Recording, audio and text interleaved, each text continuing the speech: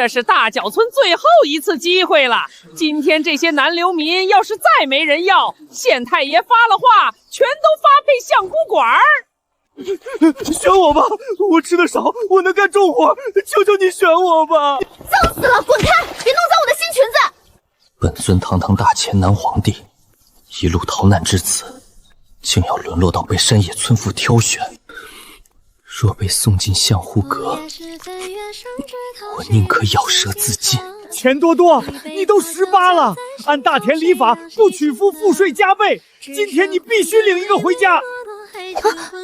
刚穿越过来就包分配老公，我这穷的叮当响的科学院高级工程师，上辈子连首付都付不起，这辈子还有这种好事儿？发什么呆呢？赶紧去挑一个，别磨蹭。行，这5个我全要了。你说啥？你再说一遍。我说这5个我全要了。你疯了？你一个姑娘家养5个男人，你拿什么养？5个就是1000文，加上税钱，就你那3亩薄田，连喝西北风都不够。三叔，你听说过人口红利吗？啥红利？你别跟我拽文，反正你现在没钱。现在我没钱，3天时间，我给你1300文，300文算利息，立字为据。3天后拿不出钱，我任你处置。好，字据拿来。3天后没钱，这些男人我全带走，连你也一起抓去哟。从今天起，你们就是我钱家的人了。现在我需要一个正夫，谁来？狂妄之徒，竟敢对我如此轻浮！哟，还挺有脾气。就你了，从今天起，你就是我正夫。若非虎落平阳，我定诛你9族！行了行了，诛9族也得先吃饱饭。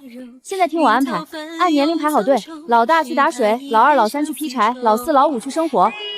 你连自己都养不活，凭什么养我们5个？我看你是穷疯了。哎呦喂，这不是我那好姐妹钱多多吗？哎呦喂，这不是我那好姐妹钱多多吗？听说你穷的要吃土了啊？关你什么事？滚远点！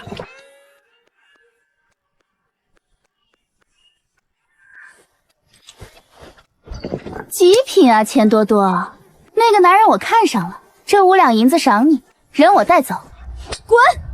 这是我夫君，想玩回家玩泥巴去！你给我等着，穷酸丫头，我看你那夫君怎么给你饿死！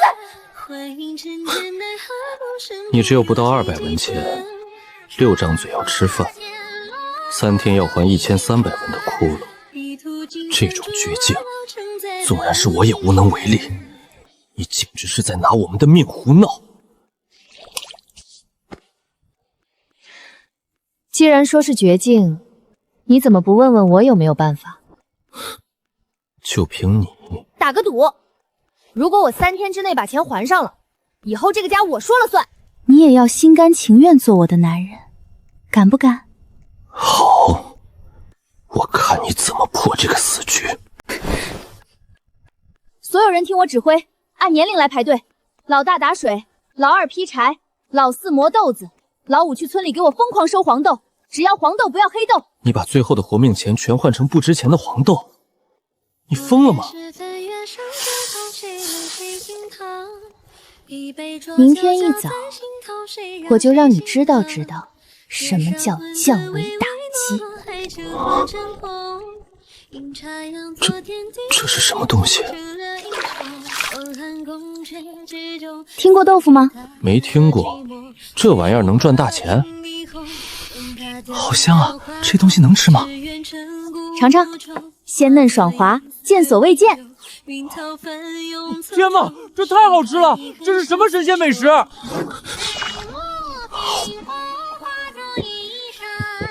你居然真的用一堆破石头和贱价的黄豆，开创了古今未有之美食。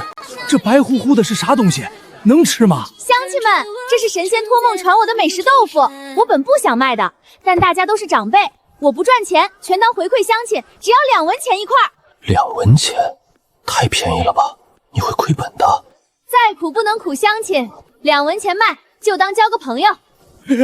钱多多是大好人啊，给我来10块，我要20块，我要20块，拿回去给全家尝尝。大侄女，卖我50块，我要送亲戚。这玩意儿看着不错，给我来200块，我全包了。赵小姐，乡亲们2文钱是亲情价，你这种财主想来进货占便宜，不行。那我出3文钱1块，4文，爱买不买，不买请让开。好，4文就4文，200块，我全要了。你故意卖那么便宜给乡亲，又高价卖给赵小姐，你到底在图什么？你看这是什么？你卖了这么多钱，你到底赚了多少？本钱200文，今天一天净赚1000文，明天我就能把钱全还上。老4老5，去买50斤白米，10斤猪肉，今晚敞开了吃。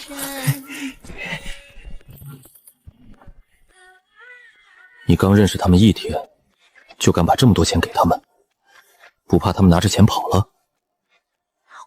如果花1000文就能淘汰掉背叛者，留下死心塌地的人，这笔买卖难道不划算吗？多多，今晚你先挑哪个兄弟？多多，今晚你先挑哪个兄弟？都累了1天了，睡觉。你往那边挪一点，挤到我了。老4老5年龄小睡床，其他人跟我睡地铺，贤吉你睡外面去。你到底是不是正常的女人？我们6个人只有1间房，难道你要当着他们的面？那是人干的事吗？得赶紧赚钱盖大房子了，睡觉，别想那些有的没的。不好了，不好了，豆腐出大事了！不好了，不好了，豆腐出大事了！钱多多，不好了，县城的老爷们吃过豆腐后全疯了，非要吵着让你们家做，这是13笔订单的定金。豆腐的单子多少钱1块？我按3文钱1块给你谈的，可以吧？那些老爷们派了管家追着我跑了3条街，我差点没被踩死。不行，绝对不能接。咋了？有钱不赚你傻呀？3文1块，5000块就是15贯钱，刨掉成本你净赚10贯。3天交货5000份豆腐，我们6个人就算累死不眠不休，最多只能做2000块。订单上写了违约双倍赔偿，这根本是个不可能完成的任务。上面真写了双倍赔偿，我没注意啊。那个管家跟我说的天花乱坠，说什么老爷们吃了你的豆腐惊为天人。有人故意设局要整你，这笔记工整，措辞老冒，还用了官府格式条款，不是普通商户写得出来的。这单子我接了。你疯了吗？见钱眼开，到时候你拿什么赔？把你家那间土坯房卖了都不够。不如我们再打个赌，如果这单成了，你心甘情愿做我钱多多的真男人。好，我赌了，我倒要看看你怎么死。表哥啊表哥，他们笑你是傻子，我却知道你是这个时代唯一的工业天才。你又来借什么？我这什么都没有。上次借你的杆儿还没还。表哥，我不借东西，我给你送一个机会。大田的工业革命就从你这间破茅草屋正式开始。这是水力驱动的石磨，你怎么会画这种东西？你别管我怎么画的，3天之内你能做出来吗？材料费我出，工钱翻倍。能，但你得帮我打下手。成交，我让老2过来帮你。从现在起，你们什么都不用管，只就这台机器。这个人到底还有多少底牌？一个卖豆腐的村姑会画水力机械图纸，还能找到人做出来，有意思。4300块豆腐，3天交货，违约双倍赔偿。有人要整我们？这个笔记我认得，是县城醉仙居掌柜的亲笔。你看这个4字，最后一笔带钩，整个大田县只有他这么写。他跟赵家是姻亲关系，他小女儿嫁给了赵家2房长子，咱们5个人加上你才6个，3天做5000块，这不是要命吗？又是赵家！那个赵小姐上次来摊子上找茬，被东家怼回去，她这是怀恨在心。老四，石膏还剩下多少？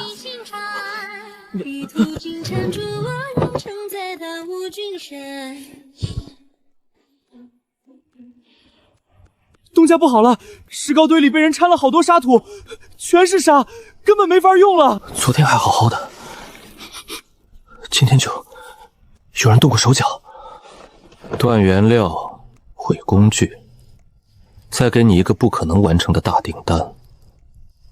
这招够毒的，他不是要你赔钱，是要你身败名裂。老四，明天一早你去粮店买黄豆，不管多贵，能买多少买多少。石膏的事儿，我来想办法。奉县城大人令，钱多多私造妖物货重，即日起查封豆腐坊，所有成品及原料一律充公。敢问差爷，豆腐哪里像妖物？您吃过吗？没吃过，反正大人说是，那就是。差爷尝尝，若是妖物，您当场砸了摊子，我绝无二话。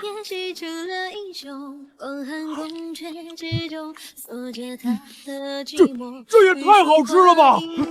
这分明是人间美味，哪是什么妖物？差爷，豆腐是神仙托梦的祥瑞，吃了能延寿。县城大人若喜欢，民女每日供奉。行吧，我们先回去复命，你赶紧把东西备齐。一定。明日一早，新鲜豆腐准时送到府上。这是水力石磨，用水力带磨盘，效率比人力快3倍。没一根铁钉，全用榫卯拼的，能比我们5个大老爷们厉害？你推下那个水槽开关试试。天哪，它自己转起来了！豆浆比平时磨的还要细，出浆率至少高1成。你何时开始准备这个的？你早就知晓是圈套。5000块豆腐3天交货，这不是做生意，这是要我的命。接单的那一刻，我就去找了表哥，让他做出了这个。你这个人，每一步都算得这般准吗？走吧，相公，该去会会那位赵小姐了。谁是你相公？我还没答应娶你。赌约还没结束呢，相公，你可不许赖账。哟，穷丫头还敢来我家，是不是豆腐卖不出去来借粮啊？我告诉你，我家的米比你的命还贵，你吃不起。赵小姐最近跟粮商走得挺近啊，城里黄豆断货，跟你有关系吧？你说什么我听不懂。断货了关我什么事？也许是今年收成不好。醉仙居订单3天5000块豆腐，违约双倍赔偿。你跟醉仙居掌柜是亲戚吧？你小姑子的婆家，这陷阱挖得挺深啊！你胡说八道！什么订单陷阱？我不知道，你这是讹诈！别急，好戏还在后头，3天后自见分晓。对了，最好把账册藏好一点，别让人偷了去。暗卫还剩2人，期限只剩4个月。大田县离京城800里，他们能按时找来吗？玲珑，过来帮我搬石膏，别发呆，开机我不会跑。若有人能帮你拿到赵家勾结的证据，你打算怎么办？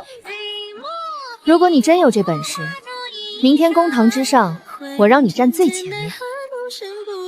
好，你等着。玲珑啊玲珑，你到底在躲什么人？那个龙纹胎记，可不是普通人能有的。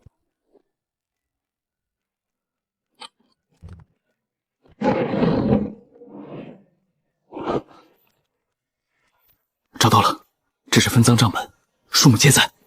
走，回去复命，陛下在等消息。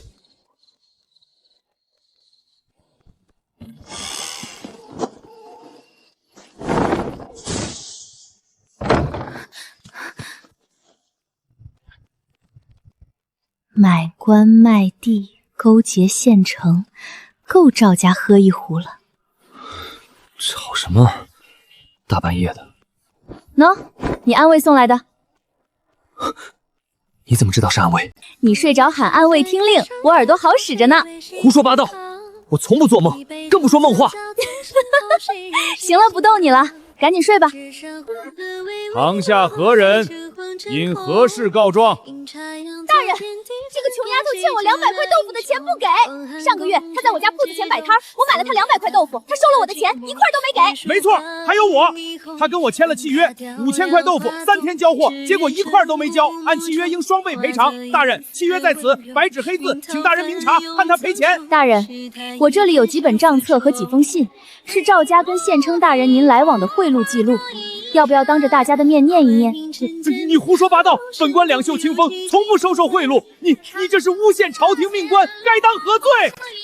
大业3年5月15，赵家送纹银300两，换得城南荒地20亩，市价每亩50两，赵家每亩付15两，差价30两，赵家活利600两。大业4年正月初9，赵家送出。住口！从哪里偷来的？这是诬陷！你私闯赵府，偷盗账册，该当何罪？大人，要不要我继续念？后面还有您跟醉仙粥掌柜分红的记录呢。大业4年3月，醉仙粥利润分红，县称大人得3成，合计纹银200两，由赵家代。钱多多，你私闯赵府，偷盗账册，本身就是重罪。本官先治你偷盗之罪，再议赵家之事。大人，我可没说是从赵府偷的。这几本账册是有人半夜塞在我家门口的，我捡到了，当然要上交官府。您若不信，大可查查笔记，这上面可是赵小姐的亲笔。您让她写几个字对比一下便知。去让赵小姐写几个字。我这里还有一封信，是醉香君掌柜写给赵小姐的密信，上面写着3天5000块豆腐，违约双倍赔偿。事成之后，你我各分1半，赵家得6成，我拿4成。大人饶命！大人饶命！是赵小姐指使我干的。她说钱多多抢了她的生意，要给她一个教训。小的只是听命行事啊！大人，我冤枉啊！这一定是有人栽赃陷害，那些账册是假的，信也是假的，全都是假的。大人，账册真假，一查便知。赵家的田产、商铺、存银，跟账册上的数字对一对，就知道他家到底贪了多少。至于您跟赵家的往来，大人您要不要向方主动交代？坦白从宽。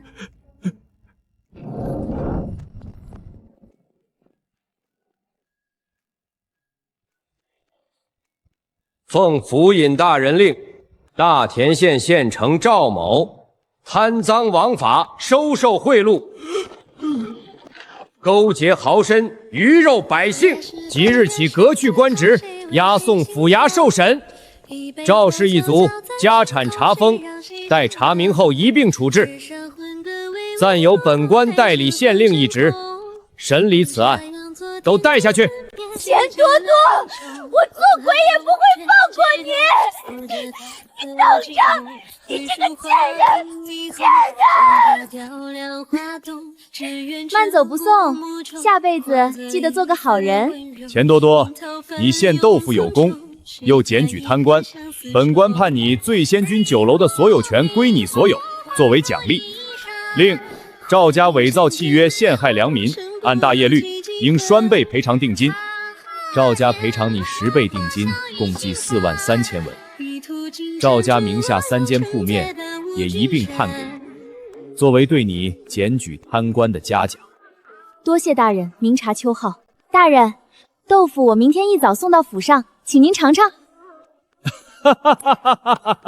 好，本官早就听说你的豆腐是一绝，今天总算能尝到了。东家，你太厉害了！不仅没赔钱，还赚了10倍定金，43000文，43贯钱啊！我这辈子都没见过这么多钱，还有酒楼和3间铺面。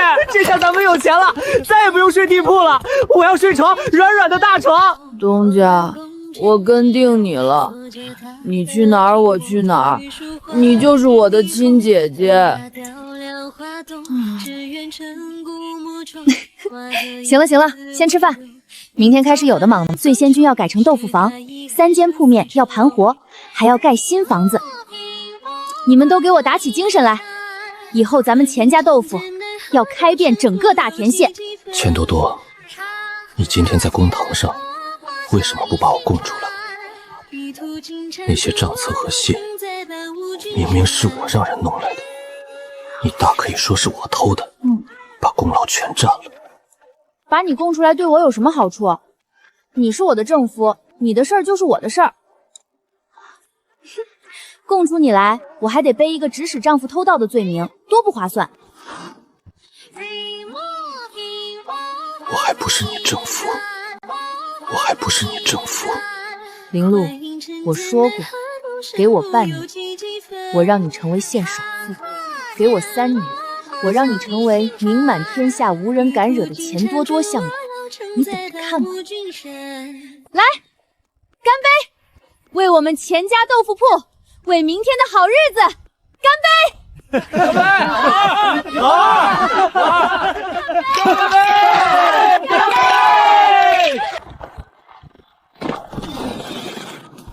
陛下就藏在这个村子里，找到之后立刻护送回京。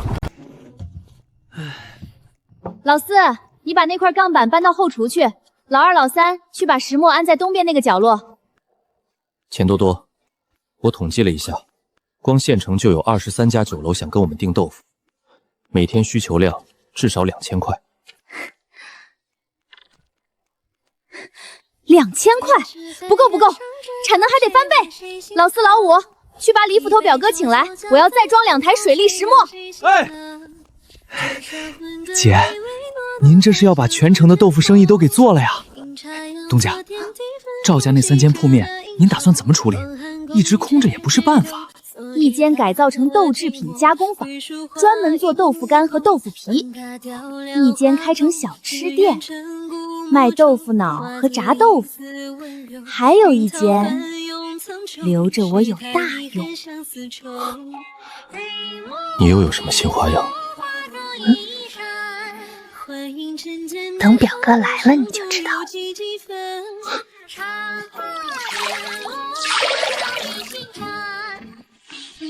哦，东家，豆浆不点石膏就压，能变成什么？尝尝这个，这叫豆腐皮，是用豆浆表面结的那层膜挑起来晾干的。天哪，这比豆腐还有嚼劲，香死了！东家，你这脑子到底是怎么长的？怎么什么好东西都能想出来？别急，还有豆腐干、豆腐泡、腐竹、豆浆粉，一样一样来。钱多多3论上违章一次，我要让这小小的黄豆变出100种吃法。这个人脑子里装的到底是什么？就算是最顶尖的御厨，也做不出这些闻所未闻的东西。豆浆不好了！外面来了2个人，穿着锦袍，腰里别着刀，点名要见林路大哥。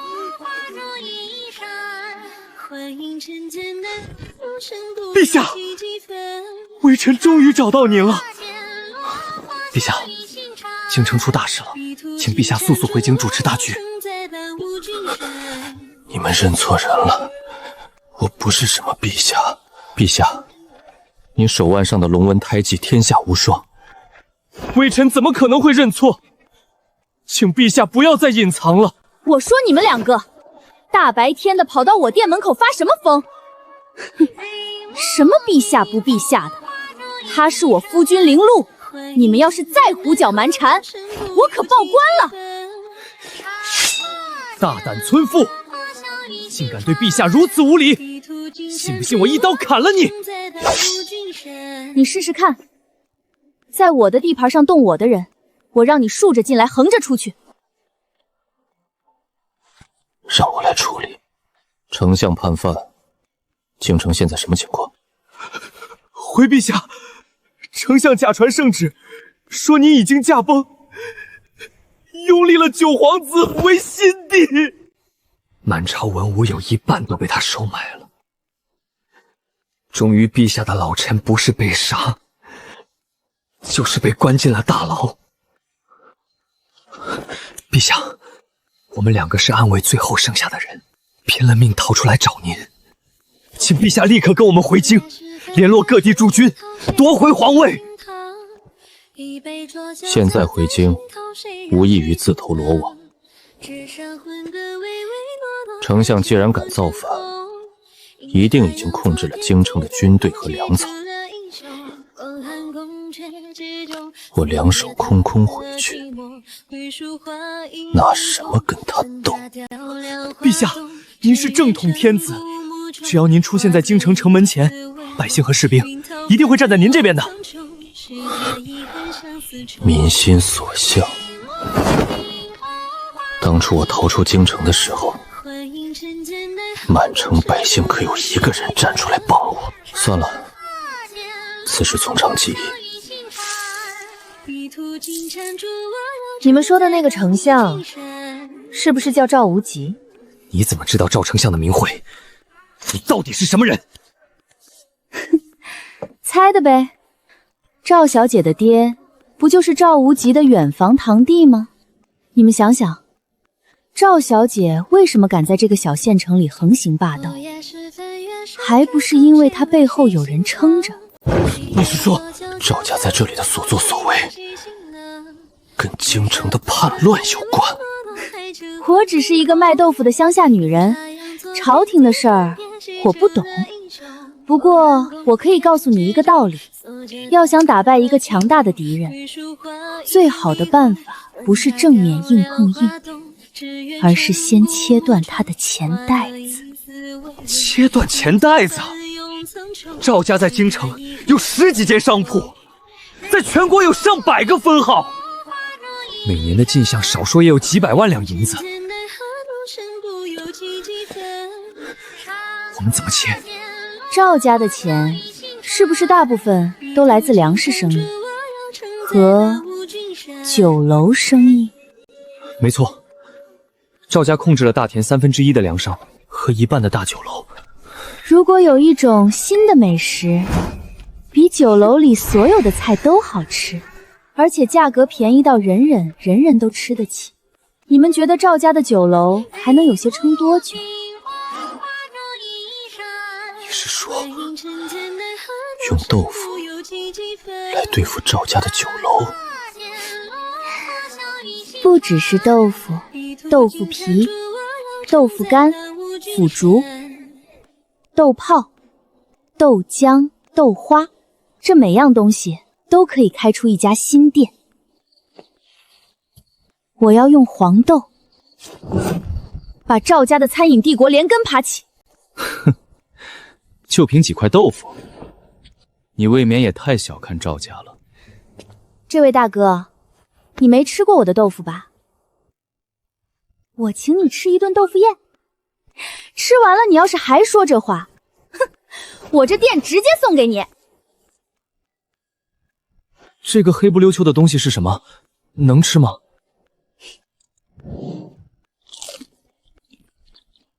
这叫臭豆腐，闻着臭，吃着香。你要是不敢吃，就别吃了，我一个人全包了。这味道也太神奇了吧，又臭又香。现在你们还觉得他是说大话吗？千姑娘，之前是我有眼不识泰山，请您原谅。你有什么计划，尽管吩咐。别急，我的计划很简单。第一步，先把豆腐铺满整个县城，让每个老百姓每天都能吃上豆腐。第二步，开到州府，把赵家的酒楼击垮一半。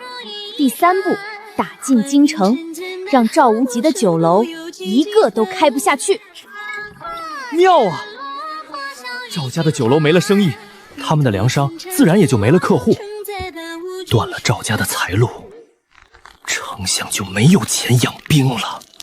钱多多，你那个豆腐干多少钱一块？我要10块，我要50块臭豆腐。听说京城来的大人物都爱吃这个。大家别急，排好队，一个一个来。今天豆腐管够，买不到的明天还有。多多，你昨天是不是得罪什么人了？我刚才看到几个鬼鬼祟祟的人在你们店门口转悠，不像是好人。三叔，你帮我盯着点，有情况随时告诉我。你不睡觉，在这里画什么？我在设计一个磨豆机，不需要水力，也不需要人力，用蒸汽来驱动。蒸汽？那是什么东西？林洛，你知道这个世界上什么东西的力量最大吗？不是牛马，不是水流，是蒸汽。一壶水烧开了，顶起来的力气可以把几万斤的铁块推出去。我听不懂你在说什么，但是我相信你每次说出来的疯话，最后都变成了真的。等我做出蒸汽机的那一天，大田就没有人敢欺负你了。到时候你回京城当你的皇帝，我就在你旁边帮你管钱袋子。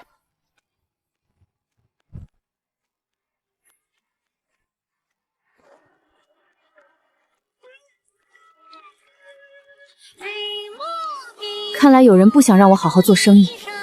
东家，我去报官，让县令大人抓这些王八蛋。报官没用，这些人不会留下证据，我们得用自己的办法来解决。你想怎么做？老办法，打不过就加入。既然他们想搞垮我的生意，那我就把生意做到让他们连捣乱的力气都没有。钱老板，什么风把你吹来了？快请坐，快请坐。大人，我今天来是想跟您谈一笔生意。我想承包县城所有官府的伙食供应，包括县衙、牢房、驿站和驻军。钱老板，你一个卖豆腐的，怎么突然想做这么大的生意？大人请看，这是我的报价。每顿饭3菜1汤，2荤1素加1碗豆腐汤，每人每天只要15文钱，比现在官府的伙食费便宜1半，质量还好3倍。15文，你没算错。现在县衙一个差员1天的伙食费就要30文，还吃得不好。大人，我做生意讲究的是薄利多销，您把全县官府的伙食都包给我，我1天能卖出去3000份饭，成本自然就压下来了。而且我可以保证，每一份饭都用最好的食材，绝不偷装减料。好，就这么定了。从明天开始，全县官府的伙食都交给你来办。你这一步走得真绝，官府的人吃了你的饭，谁还敢来捣乱你的店？这叫借力打力，我亲爱的陛下。今天中午要给县衙送300份盒饭，驻军那边要500份，驿站要80份，你们都准备好了没有？东家，豆腐都做好了，就差炒菜了。可是咱们人手不够，光靠咱们5个忙不过来啊。确实不够。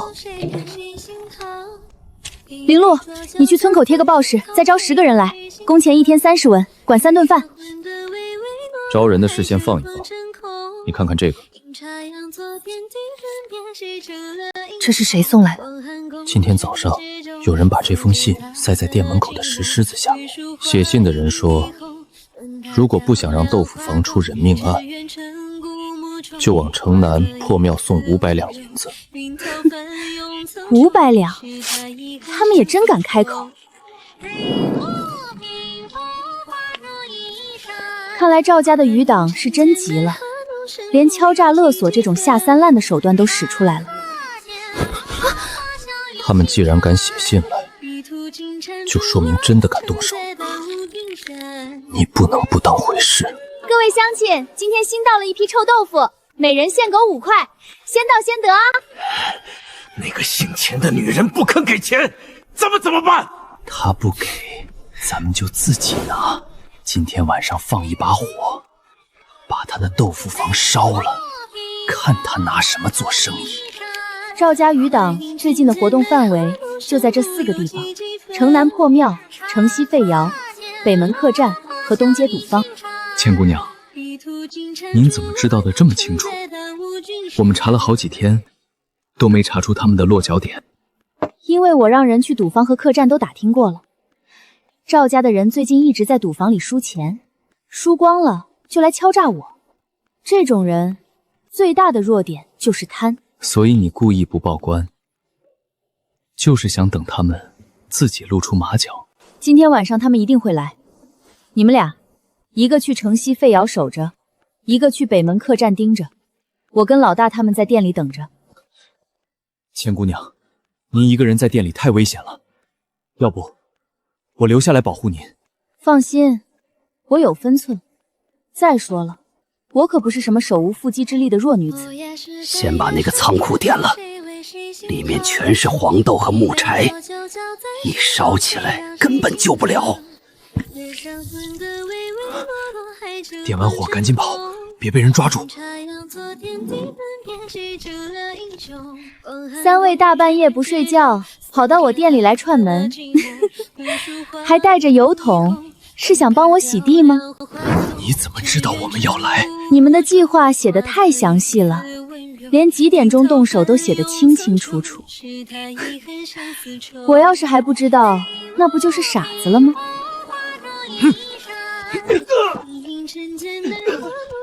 想跑，门儿都没有！这不是赵家以前的护院头子吗？上次查封赵家的时候让他跑了，没想到藏在这儿。那就麻烦两位差爷把他们带回衙门吧。记得告诉县令大人，这3个人不仅想烧我的店，之前还敲诈我500两银子。钱老板放心，这回一定让他们把牢底坐穿。嘿嘿，一定让他们把牢底坐穿。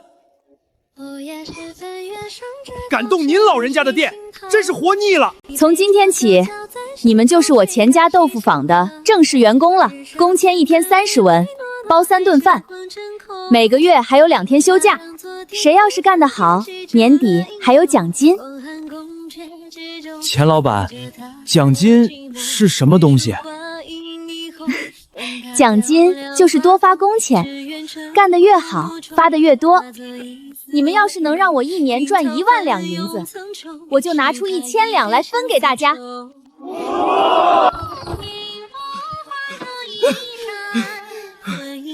东家，不好了！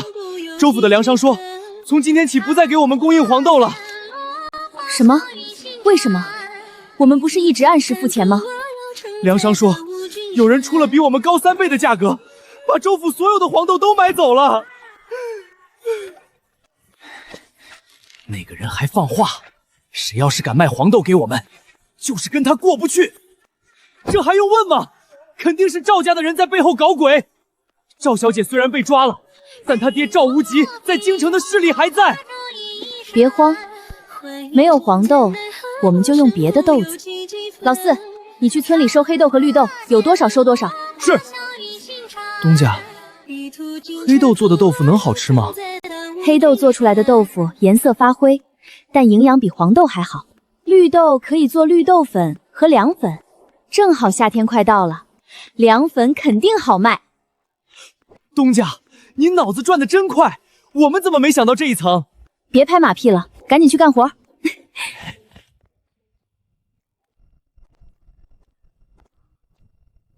林路，你跟我去一趟州府。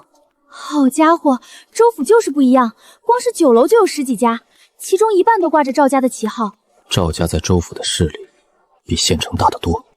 你要是想在这里打开局面，光靠豆腐还不够。谁说我要靠豆腐？我要靠的是技术。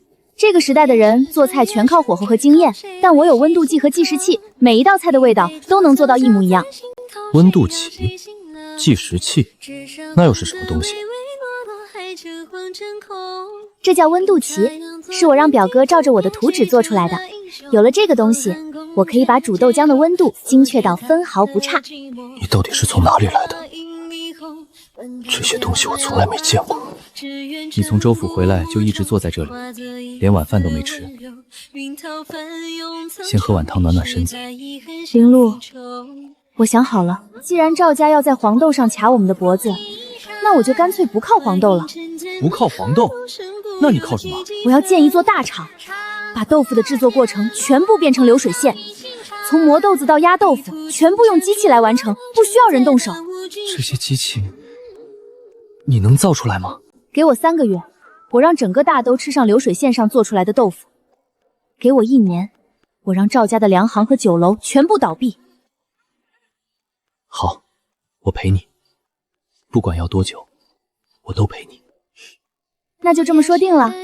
等我把赵家打败了，你就回京城当你的皇帝，我就在你旁边给你管钱。我不要当皇帝，我就想跟你在一起做豆腐。堂堂大田地，竟然只想做豆腐，你这话要是让暗卫听见了，他们非哭死不？让他们哭去吧，我不管。3号生产线今天出了多少块豆腐？东家，3号线今天到40已经出了800块，2龙线那边出了650块，1号线出的慢些，但也有400多块。今天全天加起来，少说也能出3500块。不够，我要的是4000块。州府那边13家酒楼还在等我们的货，你让老四带人去把2号线调到最大转速，今天傍晚之前必须发出去。表哥，蒸汽机的事儿，你那边进展到哪一步了？按照你给的图纸，我已经把锅炉和气缸的模型做出来了，但密封的问题始终解决不好。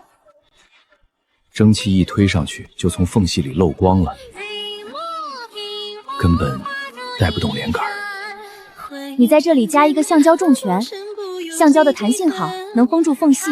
州府的药铺里有卖生橡胶的，买回来融化之后浇铸成型，就能做成剑片。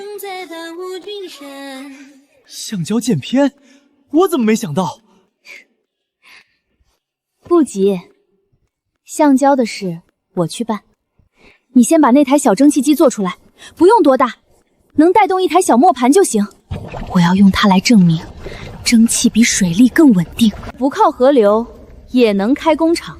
行，半个月，我把成品送到你面前。东家，这是上个月的营收总账。县城本地营收28贯，州府出货收入97贯，106贯，够咱们在州府再开3间餐店了。老五，你明天带10贯钱去找州府的牙行，让他们帮忙在城南和城西各物色1间铺面，大小不用太大，但位置要好，最好是靠近主街的转角。咱们的货已经供到州府了，为什么还要在那边开分店？直接让酒楼代销不就行了吗？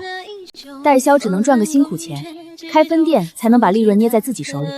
而且州府跟县城不一样，那里人多钱多，咱们得用最快速度把招牌打出去。赵家在州府的势力是县城10倍不止，分店开得多，咱们的抗风险能力才强。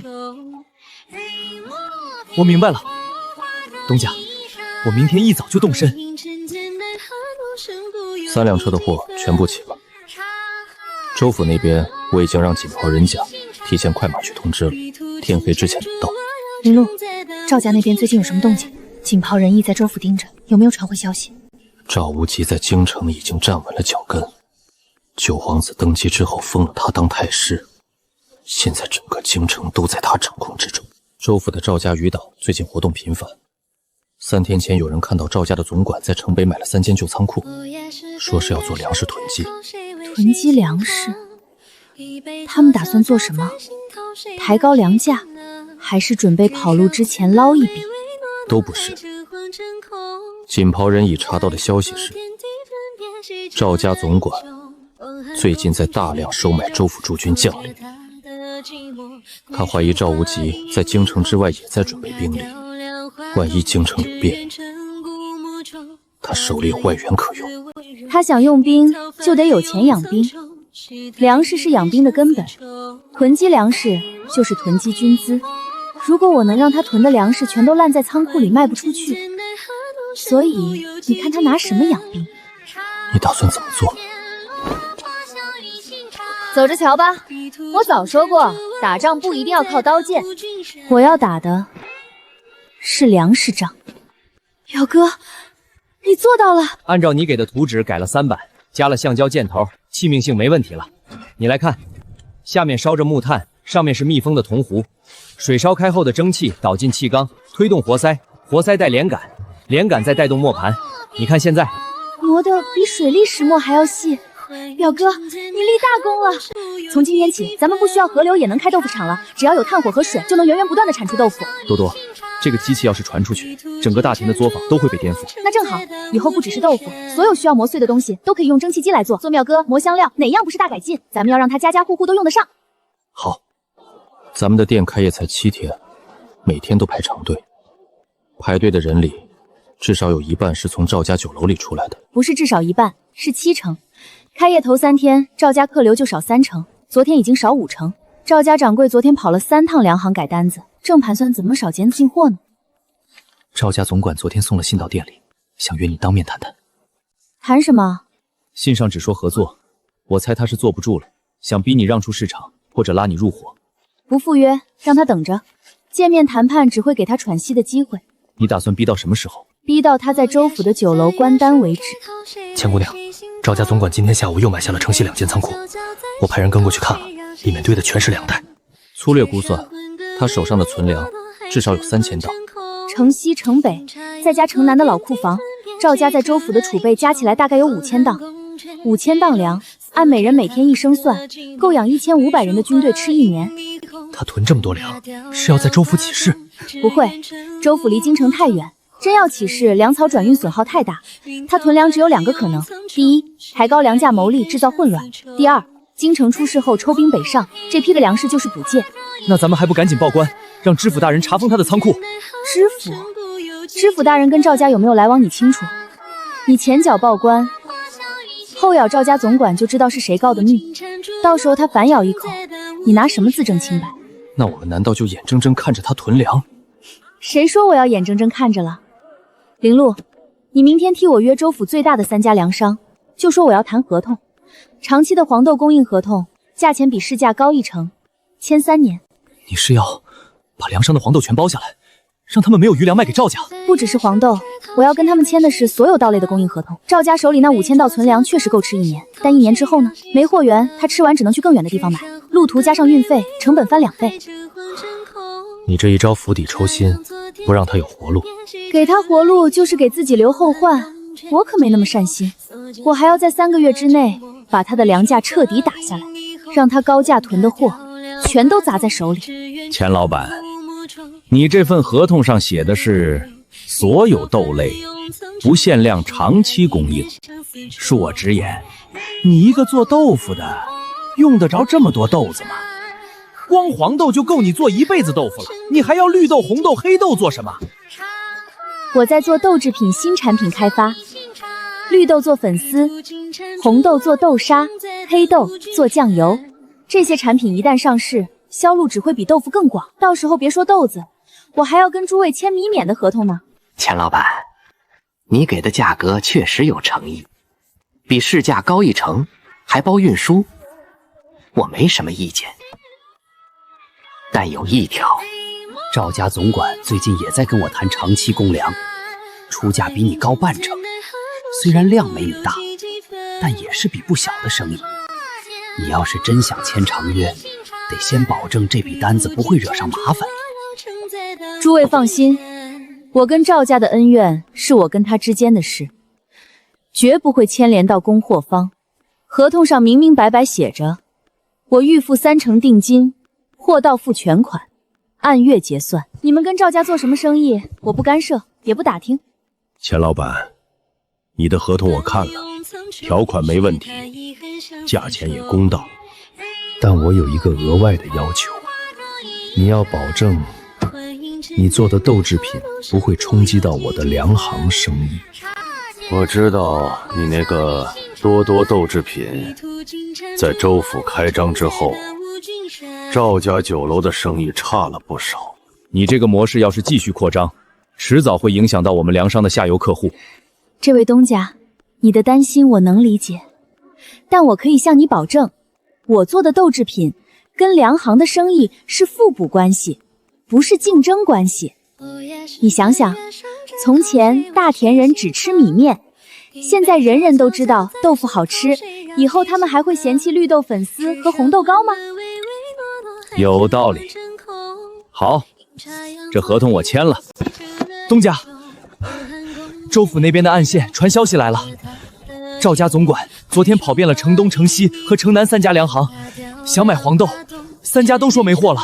他又去城北找小粮贩子，但小粮贩手里的货量太少，跑了一天才凑了不到300担，还全是次等豆子，出浆率低得要命。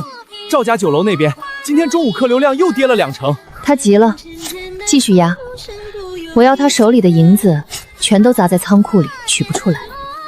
对了，你在州府那边放出去的消息传开了吗？传开了。按照您的吩咐，我在州府的茶馆、食宿、码头到处让人散布消息，说赵家囤积了大量粮食，打算等秋收之前，粮价涨到最高点再抛售。现在州府的老百姓都在骂赵家黑心，还有几家商铺联名上书知府大人，要求清查粮价操纵。很好，舆论造势加上供货短缺，双管齐下，赵家足管撑不过1个月。东家，还有一件事，林路大哥让我转告您，京城那边传来消息了，说九皇子上个月在宫中暴病，太医院查不出病因，现在朝野上下都在议论纷纷，有人说是赵才是在背后动了手脚。九皇子暴病，赵无极这是打算再扶一个傀儡上位，还是干脆自己坐那把椅子？暗卫传回来的情报不清楚，只说京城现在风声很紧，赵太师已经下令封锁4门，不许任何官员私自离京。林路，你该回京城了，再不回去，那把椅子就真被别人坐穿了。九皇子的事，暗卫已经告诉我了，他是我最小的弟弟，今年才14岁。赵无极扶他登基，本来就只是拿他当幌子，现在他暴病了，大概是被赵无极灌了什么药吧。你打算什么时候动身？可是，多多，这3个月是我这辈子最踏实的日子。每天看着豆腐从磨盘上流出来，我就觉得特别安心。我以前从没想过，日子还可以这样过。你不想回去？我不能任由江山落入奸臣之手。但，多多，如果我回去之后败了，你会怎么办？败了？你败了关我什么事？你当你的落难天子，我卖我的豆腐，大不了你从前线逃回来，躲在我的豆腐坊里当个小账房先生，到时候工钱1天10文，包吃班住，不准偷懒。你这个女人，真是我见过最不讲道理的人。林路，你回去之后，你记住你背后有这几个把命交到你手上的暗卫，有咱们的豆腐坊，有我。赵文吉再厉害，他也是一个人，只要咱们把他在外面所有的钱袋子都捡干净了，他在京城里就是一只困兽。你一个人在这里，撑得住吗？我连5个大男人都养得活，还怕区区一个赵家？你放心走，等你回来的时候，我的豆腐厂已经开到京城门口了，到时候你来迎我的车队，我给你做一碗全世界最好吃的豆腐脑，放3勺糖。好，一言为定。等我回来，我要吃3碗。等我。路上小心。都愣着干什么？开工了！今天州府那边要4000块豆腐，生产线全开。老三，你去把表哥叫来，蒸汽机第2台要在3天之内组装完成。老二，去账房等我，我给你新的市场计划。东家，你不难过吗？